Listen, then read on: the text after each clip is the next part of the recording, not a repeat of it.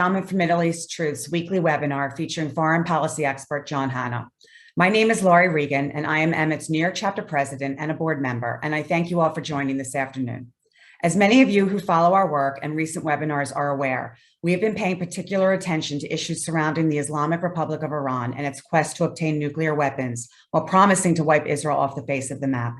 In fact, the spokesman for Iran's military this past weekend stated, quote, "We will not back off from the annihilation of Israel, even 1 millimeter. We want to destroy Zionism in the world," end quote.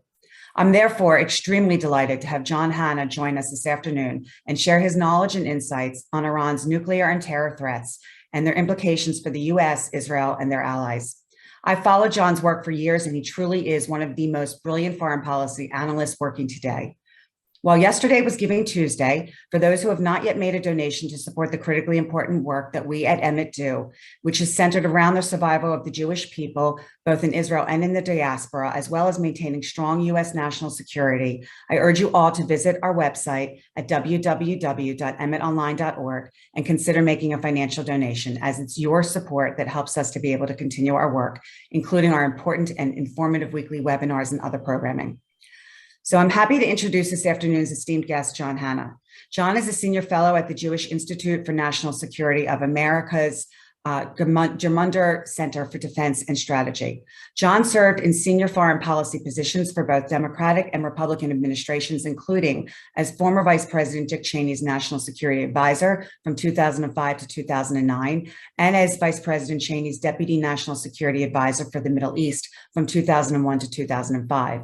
Previously, he also served as a senior advisor to Secretary of State Warren Christopher during the Bill Clinton administration, and as a senior member of Secretary of State James A. Baker's policy planning staff during the presidency of George H.W. Bush. Outside of government, John was senior counselor at the Foundation for Defense of Democracies, a senior fellow at the Washington Institute for Near East Policy, and a lawyer practicing in the area of international dispute resolution. John received his BA from Duke University, his JD from the Yale Law School, and did graduate work in international relations at Stanford University. If you have something you'd like to ask John, you can post your question using the Q&A button on your screens below, and I'll do my best to get to as many of them as possible a bit later in the program. Today's event will be recorded and available for viewing in the coming days. Thank you so much for joining us today, John. I want to start by asking you about the Biden administration's negotiations with Iran in the hopes of rejoining the JCPOA through the talks which just started up again on Monday in Vienna. I should say indirect talks, since Iran won't let the US in the negotiating room, which speaks volumes in and of itself, in my view. While it's not surprising that one of Biden's main foreign policy goals was to reverse the Trump administration and restart Obama's nuclear agreement with the world's largest state sponsor of terrorism, what doesn't make a lot of sense to me is that so much of the agreement is now impossible to go back to. So what exactly do you think Blinken, Malley, Wendy Sherman, who helped birth North Korea's nuclear program, and the rest of the Biden team are looking to accomplish in these negotiations? And what type of agreement do you think could possibly come out of these talks, if any? Well, first, thank you, Laurie, and thank you to Emmett, and thanks to your audience for tuning in. Listen, Biden made, I think, very clear before entering office that his primary goal with respect to Iran was to get back into the old 2015 nuclear agreement, to quote unquote, put Iran's nuclear program back in a box and put that issue on the back burner to prevent it from becoming a crisis for his administration, so that he could focus on issues and priorities that were allegedly, in his view, far more important to American national interest, both at home, obviously, with respect to COVID and the economy and political polarization in the country, but also abroad with this idea of the return of great power competition and the need to focus much greater attention and resources to East Asia, and particularly the challenge of a rising China. So get back into the Iran deal as quickly as possible. Compliance for compliance. The US would lift, again, nuclear sanctions on Iran, and Iran was then supposed to reverse all of the nuclear advances that it had made and return to the limits and restrictions of the old JCPOA. Of course, we're 5 years deeper into that agreement now, 6 years now, and we have these sunset clauses that are coming at us now very, very rapidly. The next one coming in 2023, removing all the restrictions on Iran's ballistic missile program. So anyway, but I think that was Biden's idea. And the theory of how to get there, I think, has been particularly dangerous, which is essentially to reverse Trump's maximum pressure campaign to reduce the enforcement of US sanctions against Iran and to do nothing to develop a possible military option to coerce Iran to come back into the deal. Biden's main negotiator, Rob Malley, is completely focused on diplomacy and confidence building measures and reassuring Iran that the U.S. has no ill will against it, that they are the anti-Trump, and that this somehow would convince the mullahs in Tehran to say, okay, we can be friends and let's come back into the deal. And what instead we've seen over the last 10 months, I think it's fair to say, is basically a complete collapse of the American negotiating position. We now neither have an economic stick to wield against Iran, nor a military stick. And therefore, we are left with negotiations where Iran's economy is stronger. Its nuclear program in the last 10 months has made dramatic leaps forward that do truly now put a return to the old 2015 deal almost certainly out of reach. Iran has just learned too much, gained too much experience running advanced centrifuges to ever believe that we could return to a situation where Iran would be still 12 months from actually achieving some kind of nuclear breakout.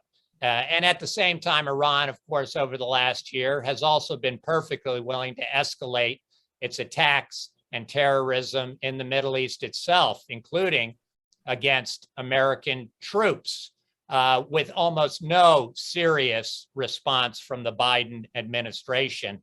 Put on top of all of that, of course, that after June, we have now had a new presidential administration in Iran that is now the most hardline group of politicians ever in the Islamic Republic, totally in sync with the supreme leader's rejectionist views, totally in sync with the hardline rejectionist views of the Iranian Revolutionary Guards, who now feel completely empowered. They feel like they got past Trump. They've suffered the worst that the Americans can throw at them, that they are now in a position of absolute strength vis-a-vis the United States, that America and Biden remain desperate to get back into any deal. And therefore, I think what's going to eventually be on the table here, and we've heard noises from it from the Biden administration, is that rather than even going back to the JCPOA deal, they're going to go for some kind of lesser interim deal that grants Iran some level, we don't know how much, of sanctions relief in exchange for Iran perhaps temporarily pausing its recent nuclear advances, including enriching uranium to 60%, which is 99% of the way to actually having weapons grade uranium. It's a very short leap from here. That rather than rolling that back to the 2015 JCPOA, Iran would only have to freeze its program in place for some period of time, and therefore set essentially a new benchmark where Iran now really is a nuclear threshold state, waiting to make the next short leap to actually being a nuclear weapons state. But I think that's what the collapse of the American negotiating position is leading us to. That kind of not a longer and stronger deal, which is what the Biden administration originally said it was going to achieve with Iran by going back to the JCPOA.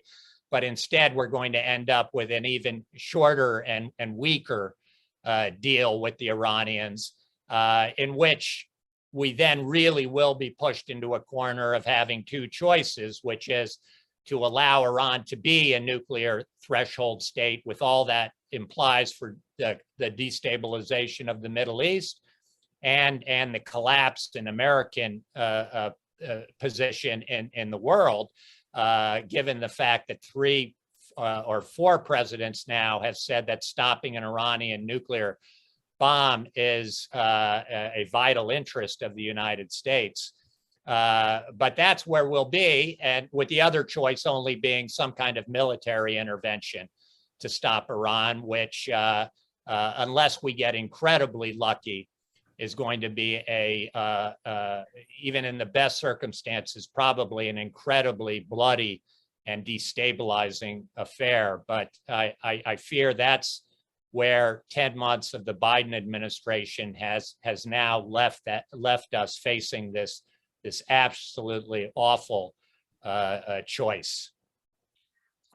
So thank you, John. You've actually answered a number of other follow-up questions that I was going to raise, but this does raise a couple other thoughts on my end. So you have written that the U.S. has zero intention really of addressing this with military force, although Blinken did say that other options would be on the table. So my first follow-up is, do you think that there's any seriousness in that from Blinken? And we're going to get to Israel in a couple minutes, and I don't, I think that this is all going to be left to Israel to deal with, and we'll talk about that shortly. But Israel is talking to at least the UK. It was just reported that the US and the UK and Israel now have an agreement that they're not going to let Iran go nuclear. So where are the other negotiating partners that are in Vienna right now on this? And are they as feckless as the Biden administration or politically motivated to just put this in a box and move on? Or do you think that there's some seriousness on the other partners who are negotiating with Iran right now? Well, I guess my shorter answer, Lori, is that I don't think they're any more serious than the Biden administration. I mean, Europe in particular is no longer a serious military power. So the military stick, as far as Europe is concerned, is out of the question. And I think Europe also is so fearful of the possibility of military conflict in the Middle East and what that could lead to in terms of destabilizing even Europe itself, that is the last thing they want to happen. And despite all the rhetoric, I think if it was left to the Europeans at the end of the day, they would see it as far better to try and live and contain an Iran that's a nuclear threshold state rather than to have a war to stop that project, unfortunately.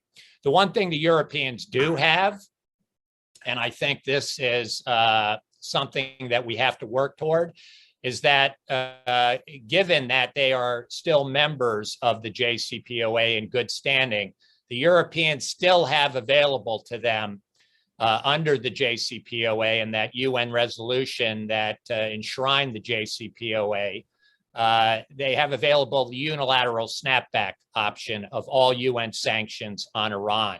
That if one of those parties in Europe deems that Iran is in material breach of its obligations under the JCPOA, including its treatment of nuclear inspectors, which Iran is now, it's a huge problem, the problem with what Iran is doing to block international inspections. But Europe, if it deems that this is in our interest, can go to the Security Council unilaterally and invoke the snapback sanctions, which I think is actually something that if the Iranians can avoid, they would like to do. That they don't want this they don't want to be censored in the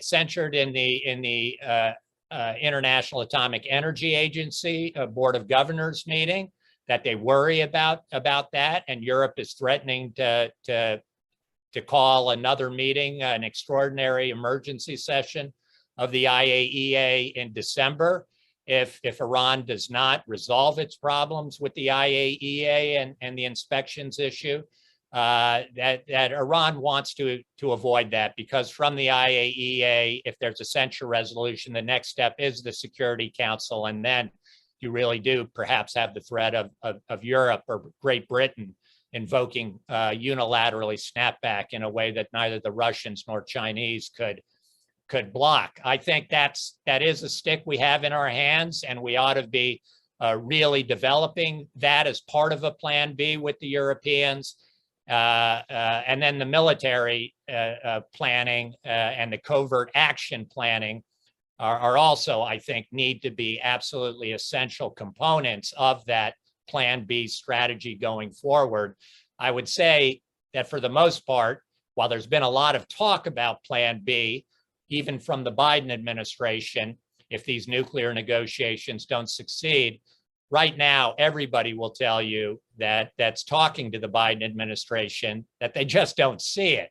They say the words that we may need to consider a Plan B, but there is no Plan B, nothing that's serious, either in the sanctions realm, the military option realm, or the covert action realm. And therefore, that leads me to the conclusion that I think we got to be pushing all of these things, but unfortunately, I'm left believing, as you just mentioned, that a great deal of this burden, impossible burden, could be placed on a very tiny, vulnerable country of 9 million people in the heart of a very, very bad and tough neighborhood, having to decide the fate of the Middle East on its own shoulders, because the United States has kind of taken a pass and opted out. But before I get to Israel, which I will do in just a minute, I want to touch on the covert side of things. There was also a recent report that Trump became frustrated with the CIA in his final month in office and turned to the Pentagon to conduct a shadow war with Iran, one that would include sabotage, propaganda, and other psychological and information operations designed to undermine the Iranian people's faith in their government and to shake the regime's stability, with the end game of actually preventing a full-blown war. Can you touch on this and whether you think Biden? I mean, I think you already have said you don't believe that Biden's actually pursuing this practice or anything on a covert nature, do you? I don't. I think, Biden's posture for 10 months on this, when it comes to anything, serious sanctions, serious military strikes against Iranian provocations against our troops, or covert actions, including ones conducted by the Israelis, that these are all viewed as potential provocations to Iran that will only lead Iran perhaps to walk away from the table, to further escalate its activities. So it's a very, very fearful posture that anything the United States does to actually increase its own leverage and counter Iran's moves to increase its leverage against the United States will somehow lead to blowing up the negotiations and lead to it's the road to war in the Middle East. And I just think that's fundamentally a mistaken way of thinking about how you conduct negotiations with a very, very bloody-minded anti-American regime. It just doesn't work that way.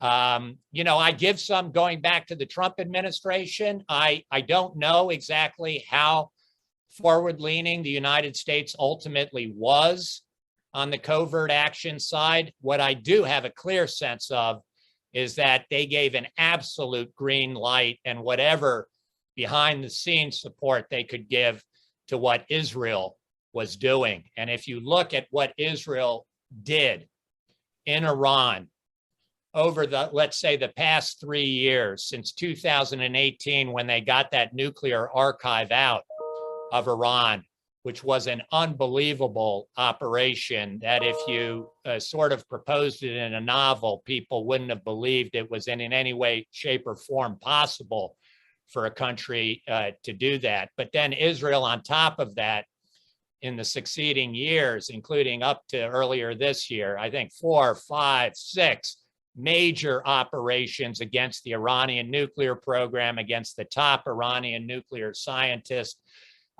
literally in the belly of the beast of the crown jewels of the Iranian national security state. Israel has completely penetrated and networked to conduct these kind of operations against their main enemy in the Middle East and America's main enemy in the Middle East. And, you know, an aside, if you're an American strategic planner and you're thinking to yourself, you know, what's the value of a partner allied country as I'm trying to think about how do I pivot to Asia? How do I deal with the rising China? What do I do against a revanchist Russia in Europe?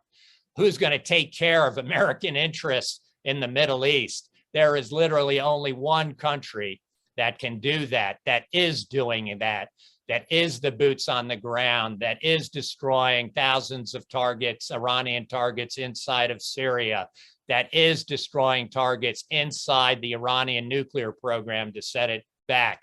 It is such an enormous strategic asset. And I've said this publicly on a number of occasions, $3.8 billion for the United States every year to support this kind of ally in the Middle East is literally a steal, is a bargain for the United States.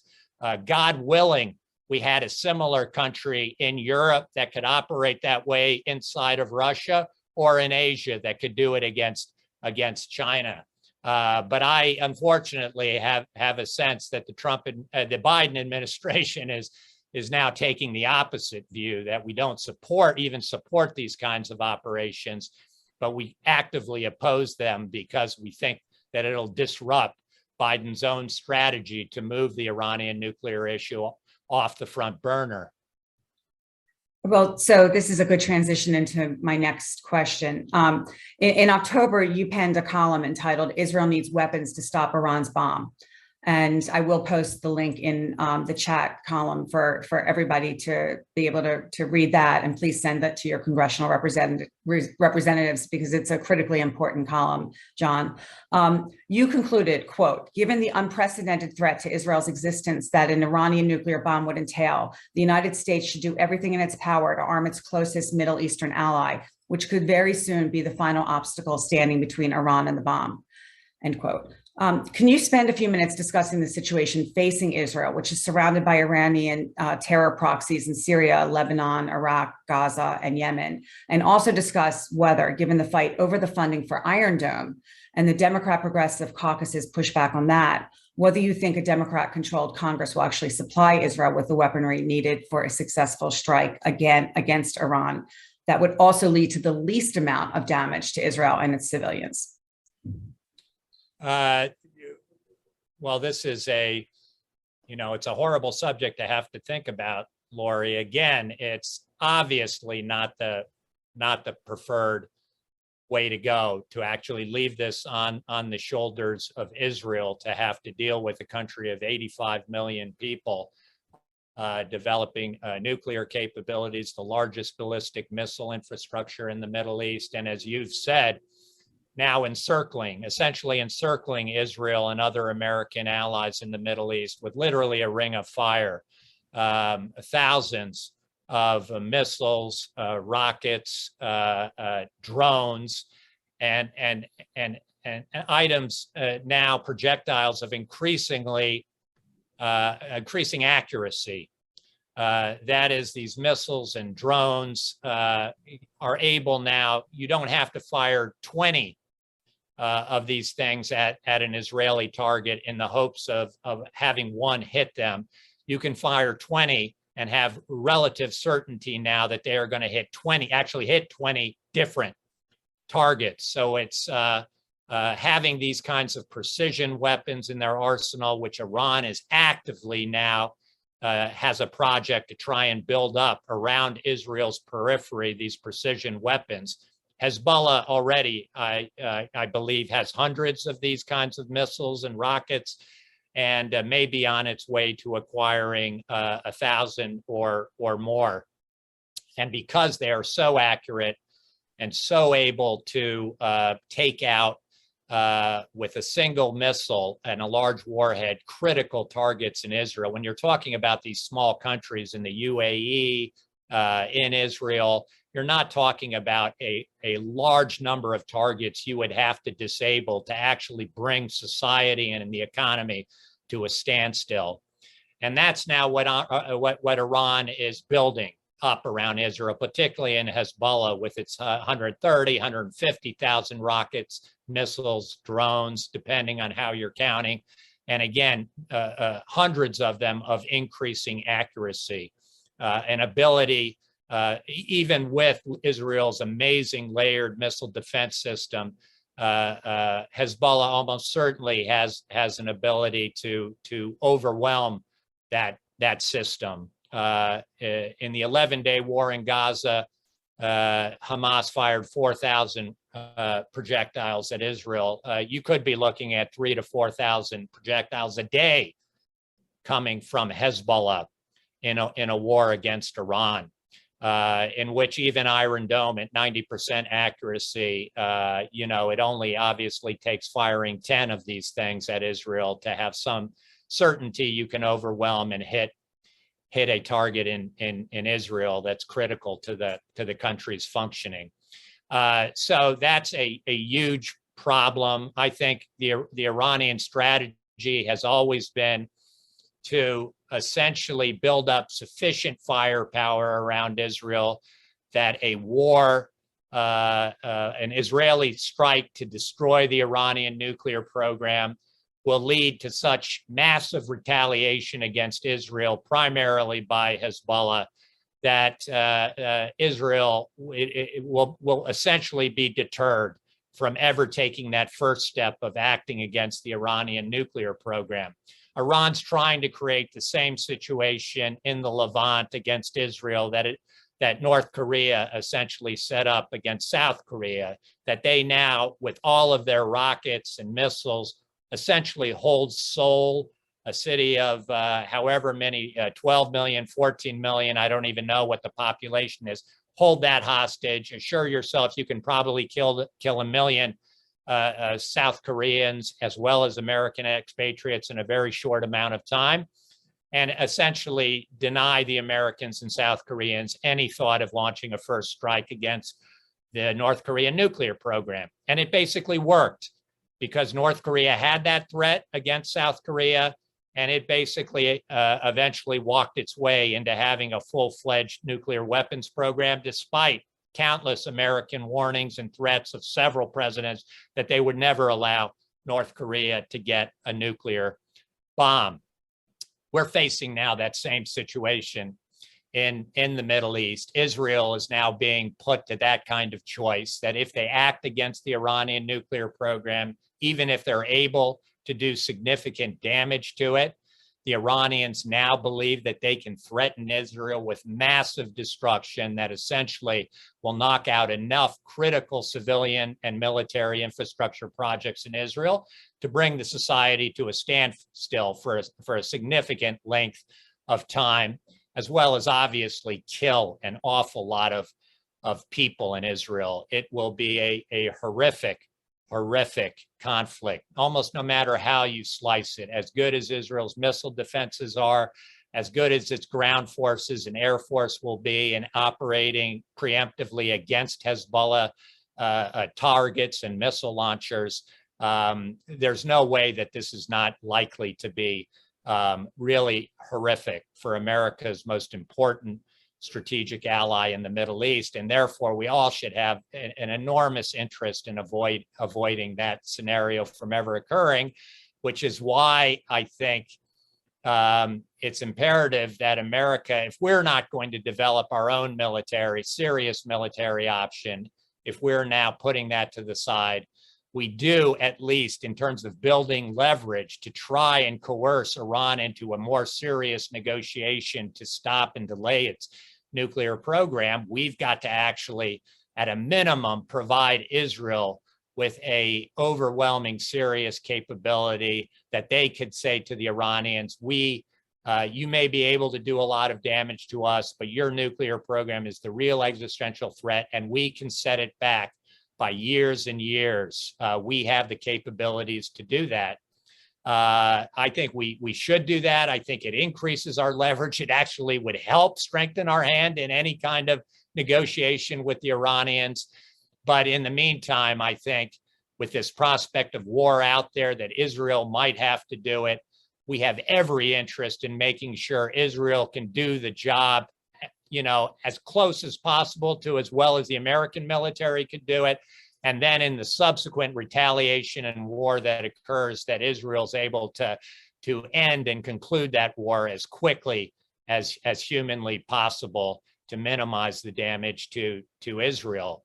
I still think that Israel, as ingenious as it is, I'm not entirely comfortable that it has everything it needs in terms of new platforms and weapon systems to actually do a maximally good job again to destroy the Iranian nuclear program. It needs several new advanced refueling tankers. It needs a great thousands upon thousands of precision guided missiles of its own to take out Hezbollah and Iranian targets. It probably needs bunker busters, bombs from the United States to destroy Iranian enrichment facilities that are buried deep underside mountains under layers of concrete. Israel needs more F-35s. It needs more F-15s. It needs more missile defense batteries and interceptors. It's a whole slew of things. We're not nearly as far along on supplying Israel with those systems as we should be, given how late in the day it is with the Iranian nuclear program. So I think, and Israel, I've got to say, American Congress people aren't as focused on this as they should be. Israel, for its own reasons, really hasn't yet mobilized all of us, all of their friends in Congress, to really make this a top priority, that Israel's shopping list for what it would need to both take out that Iranian nuclear program if it has to at the end of the day, as well as to conclude a war against Hezbollah and Iran's proxies as quickly as possible, to limit the damage to Israel as quickly as possible, as much as possible. That shopping list has to really be at the top priority of all of our minds, of all of the Israel's friends in Congress who still really do care about not allowing Iran to get nuclear weapons, believe that's vital to American interests. Even if the Biden administration doesn't, I think there are plenty of people in Congress who understand that it does. And I can tell you that if we fail to do this, my worst nightmare is that in the eventuality of a war in which Israel takes unprecedented destruction in the Israeli homeland, we, friends of Israel, will rue the day that we did not make this more of a priority when it really counted, when the chips were down, when the United States administration was backing away from actually conducting itself as the world's last remaining Western democratic superpower who has a vital interest in this problem. If they're not going to do it, Israel needs to be able to do it. And I just think all friends of Israel really need to now, and Israel itself needs to get its act together and get the Biden administration and the American Congress to do what they're committed to doing legislatively and morally, which is to ensure Israel has whatever it needs to defend itself by itself. I'll leave it there. Thank you, John. There's it's all quite frightening, and you gave us a lot of information there. And I hope that everybody listening is thinking about this and who they can speak to, their representatives, organizations they're involved with, because I wholeheartedly support everything you just said. And on that point, I think I wanted to just spend a minute discussing what's going on behind the scenes with Israel and the Biden administration. I've seen the suggestion made that the real goal of the Biden administration is to actually prevent Israel from stopping Iran from obtaining nuclear weapons. And the New York Times recently reported that an Iranian drone attack on an American military base in southern Syria last month was actually in retaliation for Israeli airstrikes on Iranian interests in Syria. And that report is based on anonymous sources, so it's difficult to know if it's true. And in the opinion of retired U.S. Naval Intelligence Officer Jay Dyer, she said that there's little chance that 8 separate sources would have leaked this information and would know what motivated Iran to conduct the strike against the U.S., which leads to the conclusion that perhaps the Biden team leaked this to the New York Times in order to put pressure on Israel to back off. I mean, if it's true, it would be the first time that Iran has attacked U.S. interests in response to an Israeli attack, which would have serious implications. But I mean, what do you think is going on behind the scenes with the Biden administration in Israel and Biden's attempts to re-enter the nuclear deal? Is Biden pressuring Israel to just, back off of the whole thing so that Biden can get this little, agreement in a box and move on?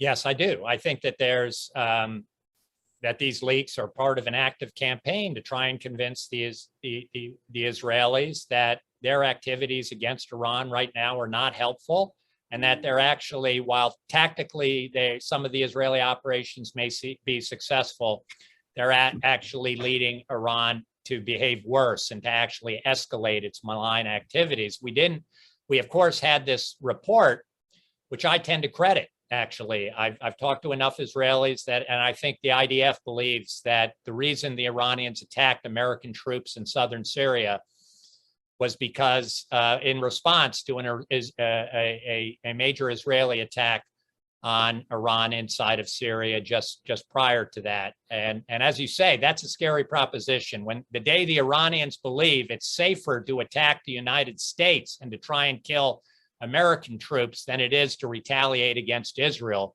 that's the best barometer you need of the amount of weakness that they are now sniffing out amongst the Biden administration and the Biden team. But beyond that, a leak to the press about the response to the Israeli attack. By the way, I should say on the Iranian attack on our guys in response to the Israeli attack, it was the Israelis who alerted us that the Iranian attack was coming, and we managed to evacuate 200 of our guys from that small base in southern Syria, which plays such a vital role in stopping the establishment of this Iranian land bridge to Lebanon and the Mediterranean Sea. That Israeli intelligence really saved the Americans from an attack.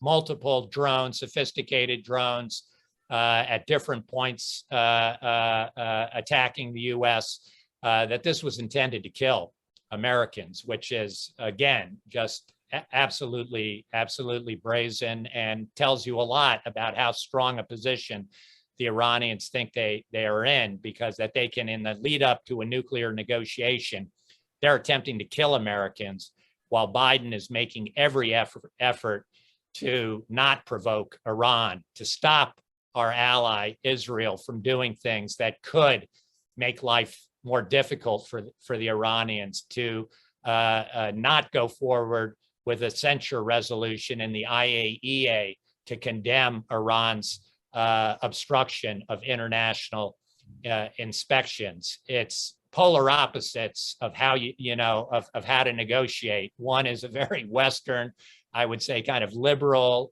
maybe even capital D democratic way of thinking about negotiations. And the other way is the way the Middle East does negotiations. And it's the way an American superpower ought to negotiate in the Middle East, that we can both fight and negotiate at the same time. And we're not doing that. The other things that the U.S. has leaked recently is there was some major leaks saying that the United States has determined that Israel's covert, or at least actions attributed to Israel, the covert actions inside of Iran to destroy certain nuclear facilities, that those, while tactically successful, have only led to further escalations and advancements in Iran's nuclear program. So essentially blaming Israel's efforts to delay and retard the Iranian nuclear program for whatever advancements the United States has allowed to happen under President Biden's watch. And just this week, I think we had another leak that is along the same lines, which is the Biden administration is now kind of outing Israel for some attacks against Iran's civilian economic infrastructure, and particularly some attacks on its gas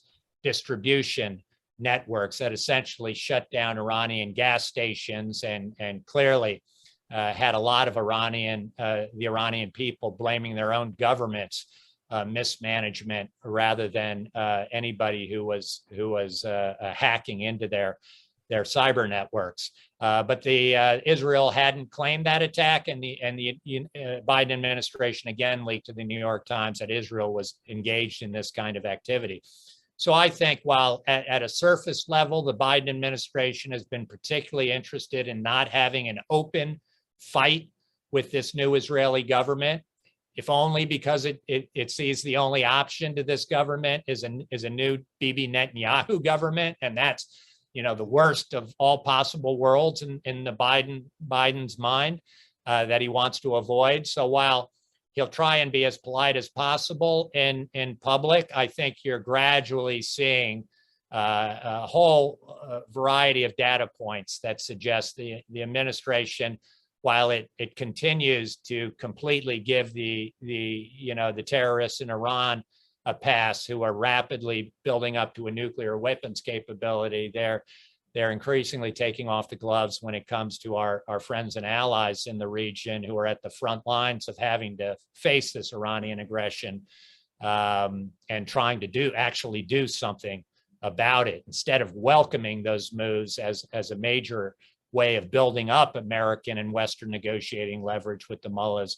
We're kind of attacking the messenger here rather than attacking the problem. I would argue that Biden is taking a page out of the Obama playbook here. Yeah, increasingly, I think so. Yeah. So there's a lot of questions in the queue. So I'm going to just ask you one more of mine, and then I'll go to the Q&A that the audience has sent in.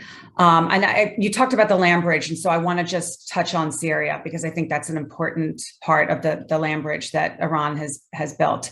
So with regard to Syria, it does seem that the U.S. mistakes under, I would say, all three Obama, Trump, and Biden administrations has resulted in Bashar al-Assad now seemingly back in power.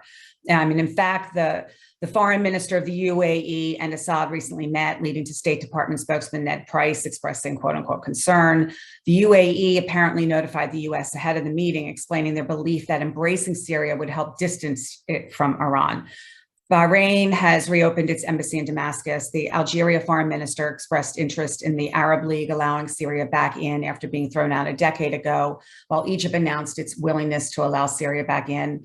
And Jordan's King Abdullah spoke with Assad about possible economic cooperation. So can you discuss the situation in Syria and the lack of any cohesive US policy on the matter, and the implications on Israel and its ability to strike Iranian interest in that country now that its Abraham Accord allies seem to be opening up to relationships with Assad? And perhaps maybe touch on the recent report from Israel's Alma Center disclosing that Israel and the US are likely dividing up responsibility for attacking Iranian interests in Syria.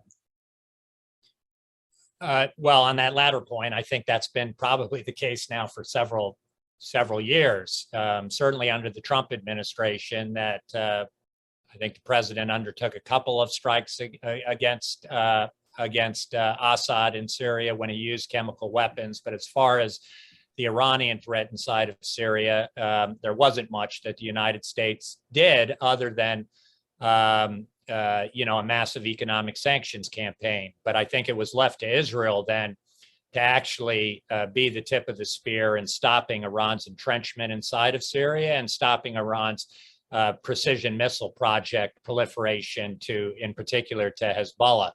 And Israel has done that with thousands and thousands of strikes. So I think that division of labor has existed, and I think it probably still exists to some point. How long the Biden administration will go along with it, remains to be seen.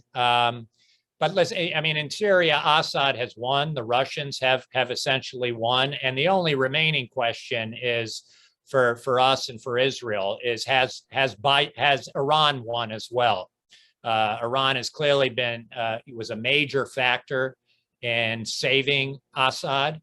That they are have got not only their own people inside of Syria and the IRGC Quds force, but they've got plenty of proxies operating now, Shiite proxies inside of Syria. They've certainly penetrated a lot of this Syria's national security services. So the question is, do we still have a fighting chance to actually reduce the Iranian entrenchment inside of Syria, to defeat Iran in Syria? I think it's hard, but I do think the Israelis remain completely dedicated to that mission. And I think that the Israelis believe the Russians, now that Assad is saved, the Russians may have an interest in beginning to reduce the Iranian role inside of Syria. And if they're not prepared to do what's necessary to really put the screws to the Iranians to drive them out, they seem to be willing to greenlight Israeli attacks against Iran, which is actually one of the great diplomatic accomplishments of recent times, both under Netanyahu and Bennett now. The Israeli diplomacy with Russians, while as distasteful as you might think it is, and Putin is, and what he's managed to do in Syria to save this homicidal killer, this dictator, that the Russians and Israelis have come to an agreement that Israel basically has, as long as they're not harming Russians or directly killing Syrian targets, if they're destroying Iranian targets, the Russians don't really mind that at all. The United States, while it's not going to get rid of Bashar and it doesn't have a plan for Syria as a whole for the moment, we continue to have 900 or 1,000 troops sitting on that border between Syria and Iraq, at least having some eyes and some deterrent capability against that channel of the Iranian land bridge from Iraq into Syria and then over to Lebanon, that we're able to interfere with some of that activity, supporting our Kurdish partners there, and at the same time continue to do the best we can to keep a lid on ISIS, which is down, but is by no means gone away, and my guess is could fairly easily rejuvenate if it was given a free hand. How long Biden will be prepared, both to give Israel a free hand in kinetic attacks against Iranian targets, as well as how long he'll be prepared to keep those troops in Syria, sitting on top of that Iranian land bridge out in Western Iraq. It remains to be seen. And of course, one fear is that the Iranians and their proxies in Iraq will very soon probably begin ramping up some of their attacks again against American troops in Iraq and Syria. And then Biden will be put to the test. Does he really have the resolve to stay in these places, even with the fairly small numbers we have there? Or is it going to be Afghanistan redux, which of course that abandonment and that fiasco in Afghanistan really does hang over a dark, dark cloud over everything. And everybody's looking at what's happening in the Middle East, particularly our friends and our adversaries in the region have clearly, they know and saw what happened to Afghanistan. They've kind of taken their reading of the American president and is willing to do the tough things in the Middle East. And he's really come up wanting so far, which is just a prescription for more attacks and more provocations by the Iranians and their proxies. So we're in dangerous times, unfortunately. So frightening. So I'm going to turn to the audience questions now. And someone asked, are there any efforts by any group or country to encourage and support internal resistance to the Iranian theocracy and its path towards regional domination at the expense of the Iranian people?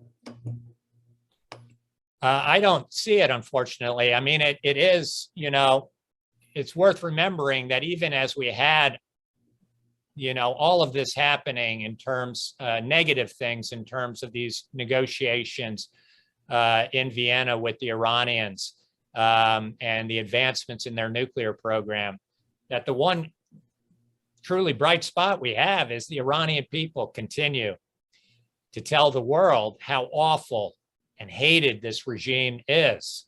They have been out in the streets now for weeks in a major Iranian cultural capital of Isfahan, mostly farmers, but many others as well, who over an environmental disaster, the main river through that town that has kept agriculture alive through Iranian mismanagement has gone completely dry now, leaving thousands, if not millions, of people at wit's end without enough clean water, and they've been facing down Iranian thugs and police who are beating people, arresting people, and yet they're out in the streets, not only saying we want our river back, but again, what we've heard so many times in the past, death to the dictator. They don't hesitate to make their feelings about the supreme leader, Ayatollah Khamenei, clear. They want this regime gone. Any opportunity they have now to come out in the streets, they make it clear they want this regime gone. I think the mullahs believe they have an answer to that at the end of the day, that they're just prepared to kill as many people as they need to stay in power.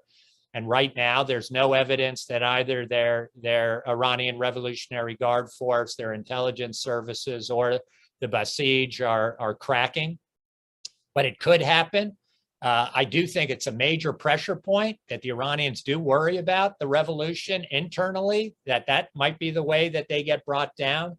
And therefore, I do think there are people in the West that ought to look at this as a major card that we have, that we know their people hate the regime. We know the regime is afraid of the people, and we ought to be doing everything we can to try and stoke that and encourage that and support those people. And yet I don't see it. We don't even see either the president or the secretary of state over the last several weeks, as these people are being brutally repressed for expressing their views. We have the president, Biden, and Secretary Blinken have been completely and utterly silent on this question of even speaking verbally, expressing their support for the Iranian people and demanding that the regime back off. At a minimum, President Trump and Secretary Pompeo were almost religious in their willingness to come out and align the United States with the Iranian people whenever these kinds of events would occur in Iran. And my guess is we were probably also trying to do things behind the scene through our media, through our NGO work to actually get money and support to these people. And I assume the Israelis are doing the same thing. But it's too little. It's not organized enough.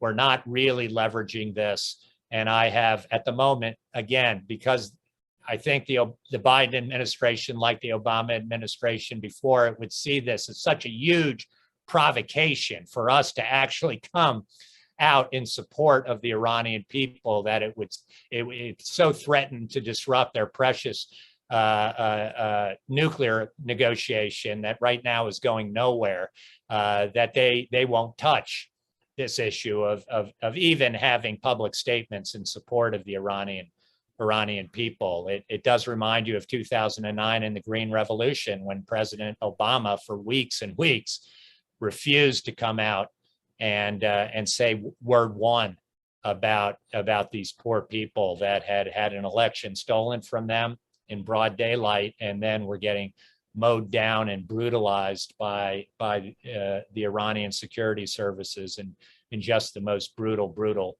way. It is a conception, an ideology, a way of looking at the world and international politics and American interests that I think, however well intentioned, is just a formula for disaster for American national security interests. Thank you for that great answer, John. I agree with everything you said. The 2009 Obama position with the Green Revolution was just such a lost opportunity. We might be looking at a completely different region now had Obama acted differently. There's a number of people that are asking what a war would look like if Israel did attack Iran's nuclear installations. Somebody asked if there would be, if a massive missile barrage and retaliation would lead Israel to use tactical nuclear weapons. And what do you think Iran would do if Israel attacked? What would that war look like? Can you? We've talked briefly on it, but can you touch on a little bit more detail on that? Yeah, I mean, it's very hard, starting with what an Israeli attack looks like. I mean, the Israelis are ingenious. They obviously, now we haven't even touched on the fact that they have full-on diplomatic relations and some initial military cooperations with states immediately on Iran's periphery now, including the UAE and Bahrain, and obviously for some time now in Azerbaijan, there's been a very tight military to military relationship. So would Israel be able to use any of those territories for conducting any of its missions against Iran? That's a factor that we don't know. My guess is Israel shouldn't count on it, that those states really are at the front lines and they don't want to be directly implicated in an Israeli attack as much as they might welcome it. So my guess is Israel has to do this on its own. Does it only try and do it from the air? Does it try to insert special forces on the ground, especially to get in and sabotage some of these deep underground sites that some of the Israeli munitions may not be able to get to unless it really has the right bunker buster bombs? Is it going to get those bunker buster bombs? Is it going to be able to really set back the Iranian nuclear program, not by 6 months or a year, but by 5 years? To really buy ourselves a good chunk of time to get our act together and hopefully to have a new American strategy and policy toward Iran? We don't know. I think what we're more certain of is if there is an Israeli attack, that I think then this is why Hezbollah exists as Iran's second strike force. Iran itself has obviously a very large, the largest in the Middle East, ballistic missile arsenal in the Middle East, as well as now a very strong drone and cruise missile program. How much damage it itself from Iranian territory would be capable of doing against Israel, I think is very concerning, but a lesser concern than what Hezbollah is going to be able to do right on Israel's doorstep with 150,000 projectiles, some of them precision.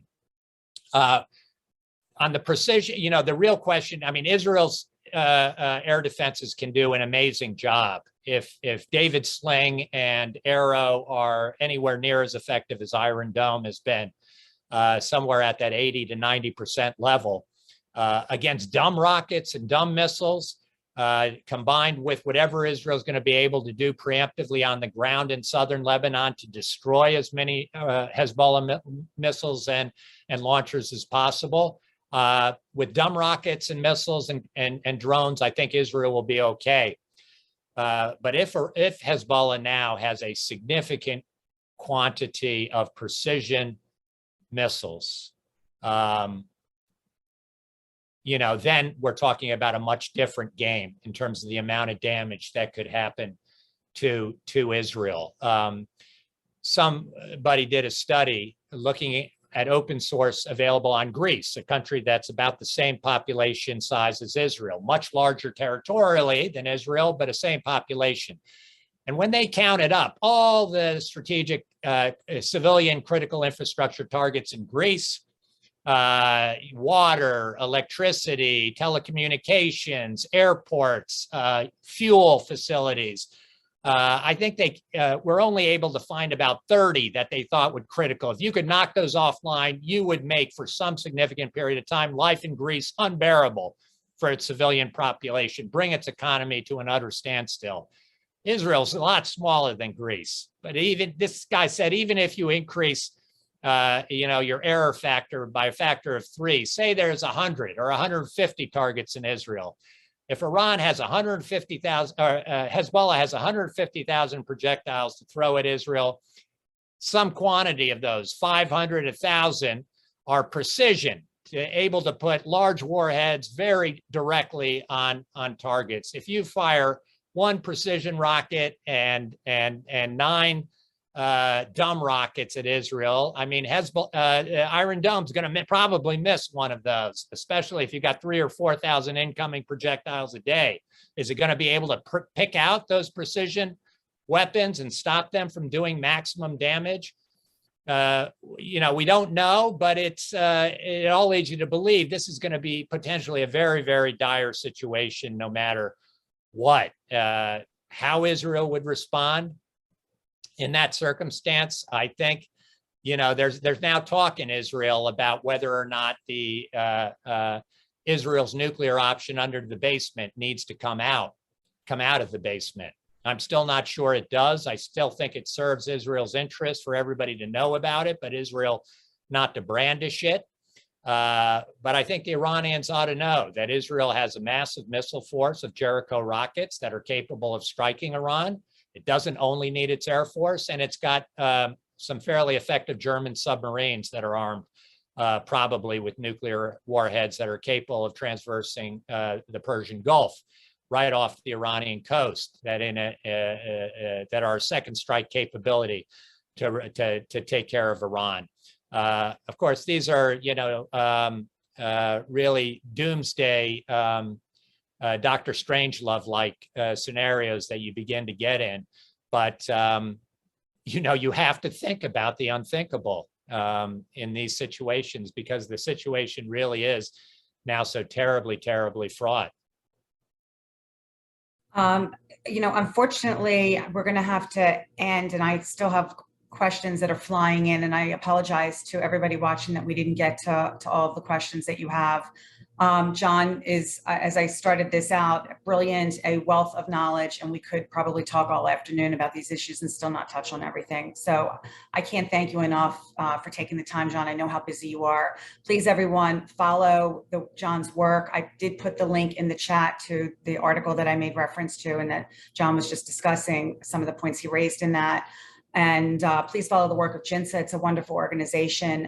Thank you all for joining us this afternoon, and we look forward to seeing you at our next webinar next week. John, thank you a million. Thank you, Laurie. Thank you. Good afternoon.